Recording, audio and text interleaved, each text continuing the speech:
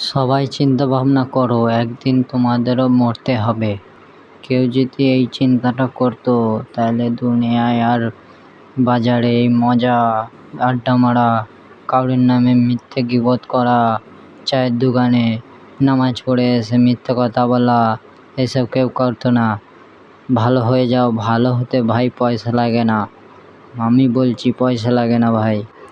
দুনিয়ায় আর বাঁচবই বা কদিন? কবরের কথা তো চিন্তা করতে হবে নাকি?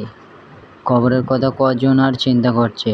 মরার বয়স হয়ে যাচ্ছে মানুষের, দিনকে দিন টাকার পিছনে ছুটতে ছুটতে মাথার চুল, কালো চুল সাদা হয়ে যাচ্ছে, তবু চিন্তা ভাবনা করছে না মরতে হবে কালকে বাদ পরশু, কি একদিন পিছু একদিন আগে।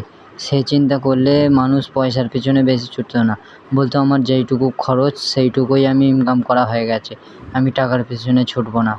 হে দুনিয়ার মানুষ আজব মানুষ, মানুষের মন বোঝা মুশকিল।